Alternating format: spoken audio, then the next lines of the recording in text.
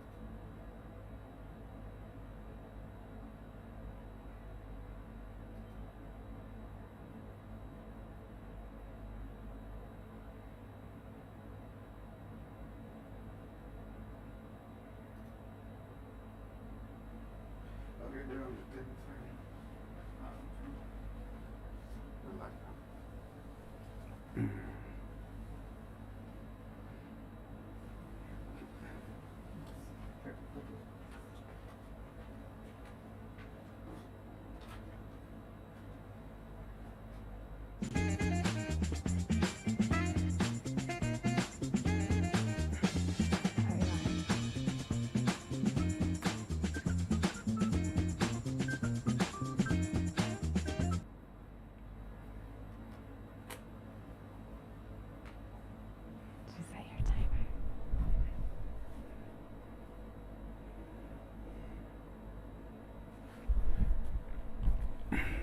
Hello and welcome. Oh, we have a.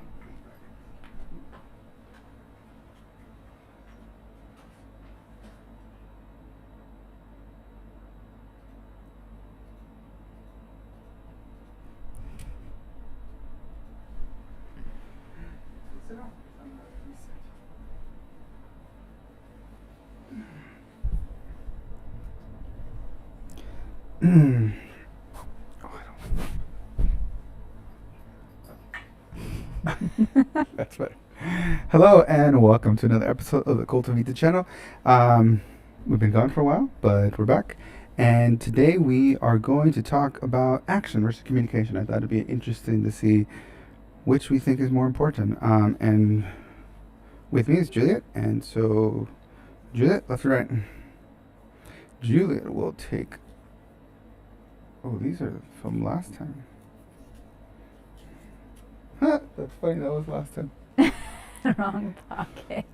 So you'll say this one. So you're taking action, Okay. and I will take communication.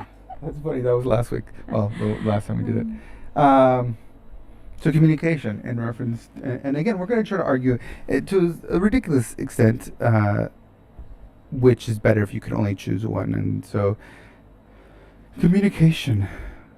I mean, the way I see it is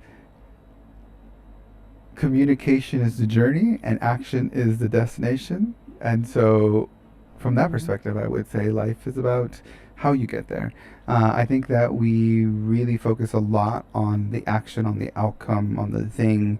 But, sometimes I get this. Let me switch the model out of practice. Sometimes I get these people who I talk to and I'm like, okay, try this, do the budgeting, do this, and I was like, oh, but what if I die tomorrow? It's so painful, it's so hard, and it's so I don't like it. And I tell them, well, find a way that you do like it. Like for example, with investments, I tell people find a way to get yourself to invest, even if it's just $5. And one of the things I suggest, and again, this isn't financial advice, but if it fits you, to invest in something that you like, that you find valuable, that is important to you. And one of the things I used to do is if I wanted to buy a chair, I would, assuming the company is available, I would save up twice as much. Sometimes it was very expensive. I won't lie, with the 50%. Like for the iPhones, they were $1,000, and I was like, well, I'm never gonna get an iPhone. So I would save, $1,500. Back then, it were cheaper, but still, it was a lot. But then I would buy the Apple stock, and what I like about this is it's made me happy. Like I didn't have to wait for the investment to grow and compound over time to be like, wow, look how much money I made. I actually felt happy investing in a company that I thought was doing a good job. And I enjoyed it. And it made it more exciting, right? To own the iPhone, like I also owned the company in some sense. And so I would say communication is along that vein, and I would say communication is what we enjoy. Like, it is extremely difficult, just like investing. And people are like, oh, no one ever gets me. And I'm not saying that people aren't understood, but if you ever played a game of telephone, you realize how really hard it is to get a simple idea just just five people over. It just changes whether we like it or not. And communication is extremely important. But if we learn to listen, and I'm going to bring in the book at this point, just because I think that it's one of the things that's so hard. I have to be conscious about it, and it's difficult. But when you get it, it's so much more enjoyable to listen to someone, even when they have like they may be arguing something that you don't believe in.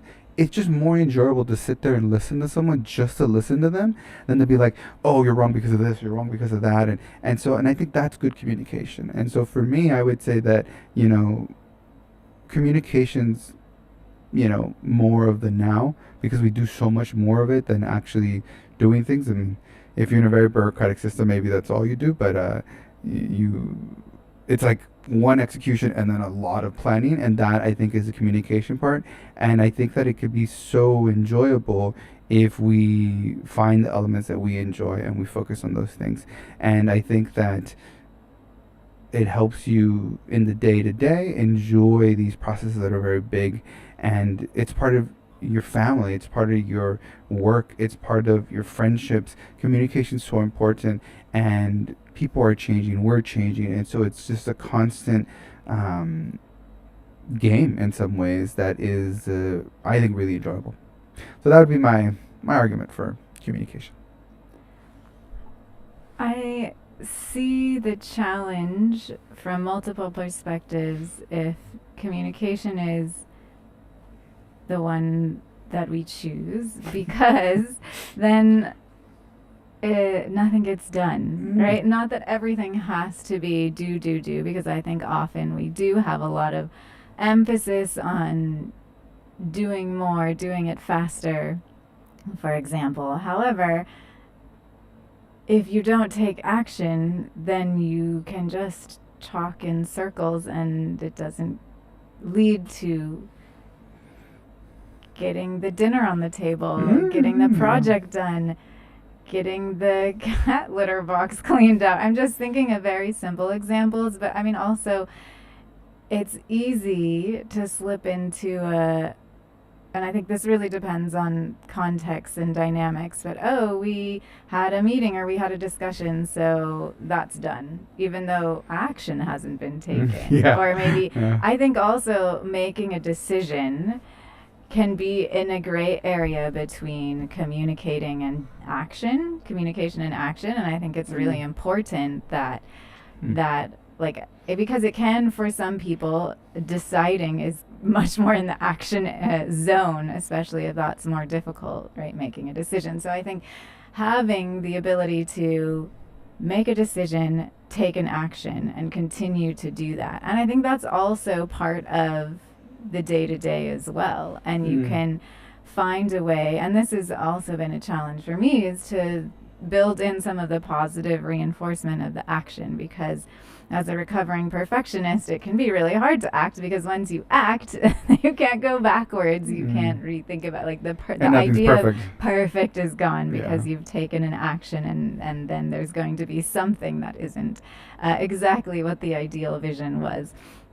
And so I think action is a really important part, because then you end up feeling stuck without doing, or in the cycle of, I'll do it later, I'll do it later. And I think it's really important, aligned with the being in the moment and the now, and the consistency of being able to take even small actions to feel like, okay, I am making progress, I am doing things that are difficult for myself, I am getting a step towards something that may be challenging, but I know that's good for me. So I think that, I mean, these are also difficult arguments to make, but if you put decisions in the action category, or you have your Venn diagram and it's overlapped there, then I think we have to be able to act and build in the muscle and the practice to do that.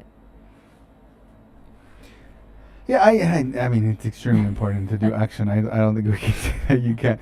But I mean, the way I see it, and I'm formulating this in my mind because it's life, is it's external versus internal, and it reminds me of the happiness argument, right? And I think that and money, sorry, happiness and money, that the argument is, in reference to money doesn't make you happy, and then some people are what does, and what it's come down to, at least from my understanding of the research, is that money makes you happy to a certain point, right? And so I would say action, you're right. If you don't have food on the table, you don't go to the bathroom, you don't, simple things. If you're not taking action, like you can think about a bunch of stuff, communicate, hey, I got to go to the bathroom, got to go, but you never, go, then you're going to have a problem. If you keep saying, I want to make dinner, I'm going to make it, never should make dinner, then you're going to have a problem. And so, but I think it's about those things like happiness that are essential, right? And so if, for me, it splits into categories of external and internal. And the external is very much like happiness when it comes to action, where if it is something essential, then yes, if you aren't happy with your financial situation, you need to take action. And it's, don't tell anybody, just do it. And I think that you can make an argument that if you don't do something, you'll never make any progress. You'll never learn. And I think it's the biggest obstacle for people, because they have this thing and they're too afraid to try because they're perfectionists or controlling, or whatever it is, right? They might just be scared, and action really helps us get over it. And with practice, it's the scaries don't go away, but we get better at dealing with it. But more importantly is we start digging ourselves out of that hole, right? And again, I'm sticking to the financial part because it's more substantive. It's easier to use it, but I think that when you relate it to communication, I think it's about, if you have a team and they're executing really well but everyone hates each other, in based on the research again, people don't stay at a job because of their boss, because of the pay, because of all this. They stay at them because of the relationship with other people. And I think that comes down to communication, because you communicate well and you like people. And so I would say it depends where you're at. If we're talking about something that is, financial, or is substance, or is something like that, then I think you win. And I think that, I mean, not that I should say you win, but I think it's hard to argue that you should talk about food and not eat it when you're hungry. But that being said, I think that there's a lot of things people could take away from there in reference. Just go out there and do something that you've been wanting to do. Ideally do some research so that you don't do it dangerously, but understand the risk and make sure it's a good choice, and then go out there and do it, and you're going to learn so much from it. But if you are in a good place and you want, in other words, if you aren't hungry and you want to enjoy your food, then communication is about talking to the person. Hey, what kind of food do you like? And you talking to other people and be like, well, I like this texture, I don't like this, and I like this. And then, it's like one of the jokes I always say, don't tell anyone what you like, because you're going to end up with a lot of them. And it's because, like, if you tell someone I like horses or cats, then every single time they come over, they're going to bring you horses or cats, and your whole house is going to fill up with horses or cats, right? I always tell people I like gold, but it never works. No one ever brings me gold. But my point being, though, it's kind of the same thing, that if you are satisfied, which I think most people aren't, right? But I guess we're talking to the group of people who are successful and feel like something's missing. So I would say that those people, they do action, right? And in some ways, I feel that the communication part's the one that's missing. They're like, I'm hitting the matrix, I'm getting the bonuses, I'm getting the promotions, but I'm not happy, right? Or I don't feel good. And I would say that that's when communication really comes in, is because it's about the how. It's about being present in the moment to get to that goal, and it's not just getting to the goal but then you're feeling empty. And so I would say in that sense, communication is extremely important. That being said, tricks for communication, like I said, I think the biggest one is, it's a lot harder than just do it, Depends. But it depends on communication. It depends on the other individual, because I think communication is so much harder, because with action, typically, it's just you pulling the trigger. For most things, right? Assuming you're the group lead or you're doing something independently. Some things, have moving parts, but ultimately, you just pull the trigger and you're done. With communication, it there's so many variables. What mood is that person in? What emotions are they showing? How do you feel? Dealing with those emotions first, so that you can then listen to each other, and then you being, I guess, mature and listen to the other person, even when they're combative and all these different elements are there, and that all lets you enjoy that person's. Just enjoy that person, and I think that makes life so much more enjoyable than just being satisfied. And again, I'm not saying don't be satisfied. I think that we should all strive to be satisfied, and that's why like the book's out there. But I think if you get there, if I ever wrote a second book, which don't hold your breath, it would be about that happiness, and that because that's where I'm at now in reference to like I feel at peace with myself and I feel satisfied, but I'm trying to feel happiness and connection and compassion, and those things are scarier and harder because it takes two in those things, and that communication is really important about give and take. And so yeah, it just listen, but listen without any reason or objective. That would be my recognition for good communication, and it feels good. I mean, I don't think there's. I think for many people and in many situations, the communication or the soft skills, whatever you want to call them, are definitely the most difficult. Mm. And so, in many ways, often if it's the most difficult, it means it's a good opportunity for learning, and maybe it links to pieces that are missing. And I don't agree that action is just pulling the trigger. I'm seeing it more in the framing of building habits, continuing to act, right? Not just the moment of action, but I think even for many people who, let's say, are successful at work or school, those actions can be much clearer. And I think it links also with the communication part, because if you're feeling potentially something's missing in your personal life or in something that feels rewarding, and that is building habits and taking actions, trying new things that may be different than the realm in which you feel comfortable or successful, so I think it is definitely a combination, because usually the connection component has to have some good communication, right, at some point, or continued. And to say, oh, I want to go try dance class. I want to continue. I want to have more coffee dates with friends. Like, these kinds of things also take continued action to be able to create the moments where you can build that connection. So in that way, they do go hand in hand, because I see it as more than just, okay, I'm going to take action, that's done, put it aside. That's a really good point. I was using action in the sense of, like pulling a trigger. But if you look at it from a habitual point of view of consistency over time, then, I think that action potentially could be more, because, especially because if you consistently over time communicate well, then you're gonna have good friendship. You're gonna have all those things. But I don't know. I felt like that's cheating. No, because it's longer, and I'm talking. But what I did like, I probably only feel like it's cheap because then I lose on that front from the communication standpoint. But what I really liked about what you said was the difficulty, and I think like if you're listening to this, ask yourself what's harder. right. Because typically, I mean, they're both hard. Let's not lie. Yes. But the harder thing, like if you are struggling financially, if you're struggling to eat healthy, if you're struggling to go to the gym, that's a very clear indicator that action is what's missing. And you're right, it's action over time so that you are actually healthy or fit.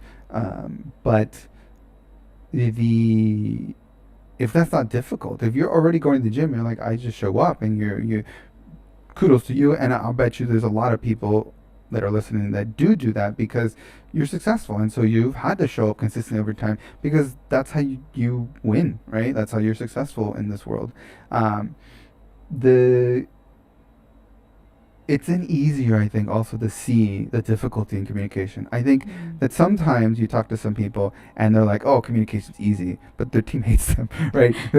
They think Yeah, that they it's think it's easy, easy. and because they're the boss, typically no one tells them that they're a jerk, right? It makes me think of like a lot of leaders like Steve Jobs that when you read about them, they were people liked them because they pushed them to do amazing, incredible things and the potential they saw in them. Mm. But most people thought they were dicks. At least from my reading, I like they're just assholes, right? And sorry, but I think in those type of things, you just over focus on action, and I guess in some sense it is about balance, because if you do financially well and you aren't focused on essentials, if you stop doing that action, then you will put yourself back in Mm. a financial bad situation, right? And so I guess in that sense, you can definitely make the argument that long-term essentials is part of the consistency over time, and yeah.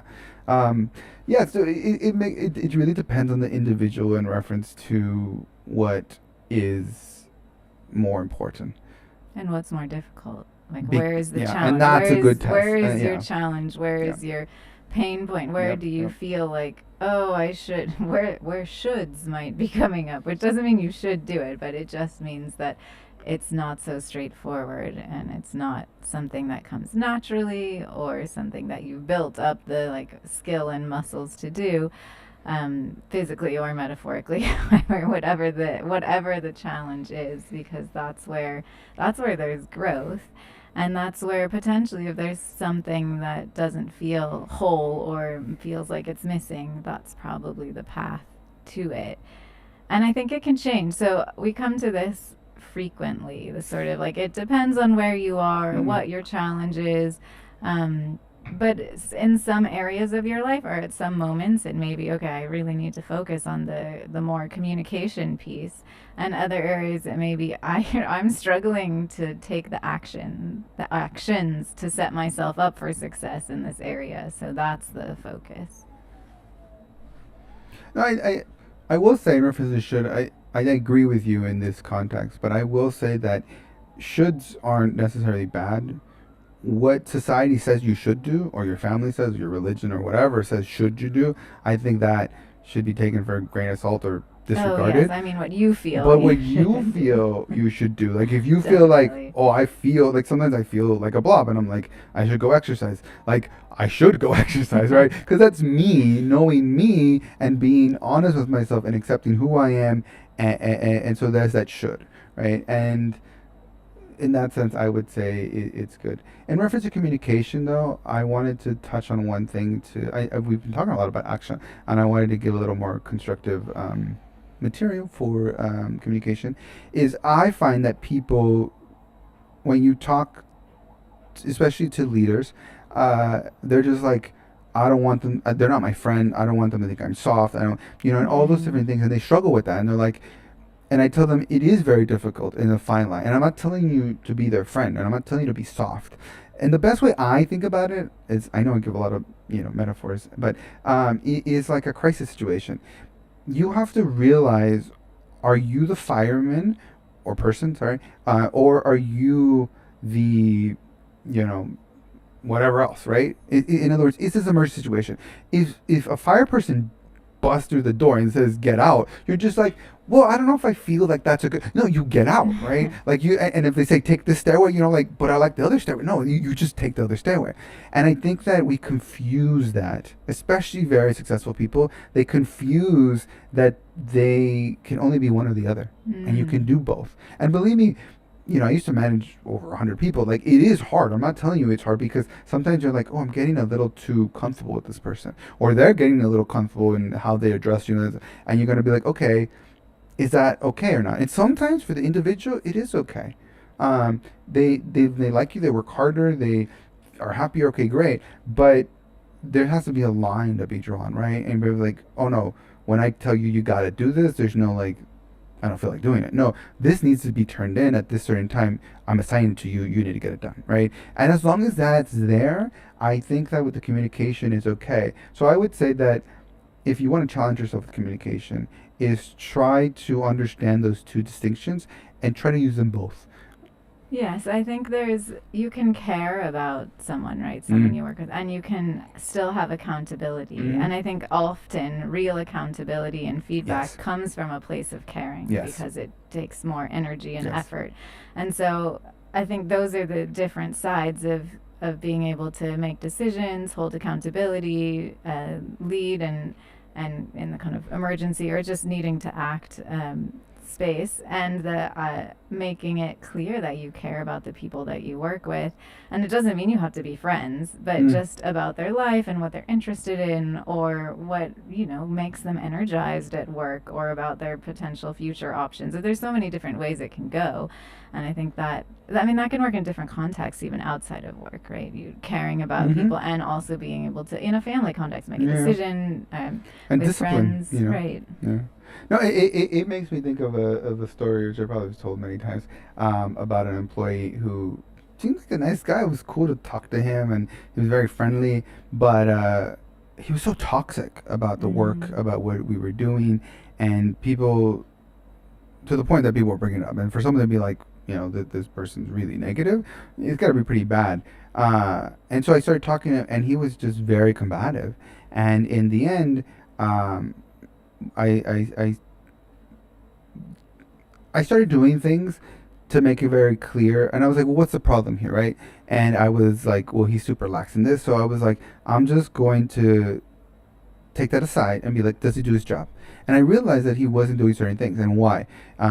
He'd be really annoying in the sense we'd do like, hey, where you at? Can you bring this thing over? And MIA, right? And so I stuck to that, and I told him, and per the rule book, he's supposed to carry his walkie-talkie because he was part of a certain staff. And so I docked him once. Next month I docked him again. Next month I docked him again. And when I brought him in to fire him, he was crying, and he was telling me, hey, I have a family, all my children, they live with me and they rely on me. I don't like, my grandchildren are like, I'm really scared that they're not gonna have enough food to eat. And I'm like, I'm really sorry, but I gave you so many opportunities, and I made it very clear. And it was just keep the walkie-talkie on you, and you didn't do that, right? But I saw him a month later. He came in, and I thought he was going to like Be upset. beat the crap out of me. But he actually, I didn't believe him at first. I won't lie. He was like, "Thanks for firing me," and I was like, "Oh, how very funny." It's like, I'm really sorry. I want to do that. He's like, "No." He's like, "My children left. My grandchildren left," and he's like, I was sad at first." He's like, "But they were just using me," and I was so angry about it, and I didn't really know. And it wasn't until they left I realized, like, I'm actually happier. I mean, I'm sad, but I'm happy that I, like, because he was older. He could have retired, and he didn't. And he was like, I needed that to be able to see that. And I think that communication, and at every point I was very clear with him, Mhm. and telling him why I was doing things and different things, and it allowed for this to happen. And I think that good communication is something like that, where you balance it out, where you care about a person, but you still, like a good parent, you Draw are a strict, line. and you draw a line, and in many ways you make them stronger and better. And that's, for me, a perfect example of that. All right, we'll end it there. I think, unless do you have anything No, you wanted to add? Yeah, so I would say both are important. Like most of the time we talk about stuff, but it depends what's difficult for you. And I think Julia brought up a really good test for everybody to do.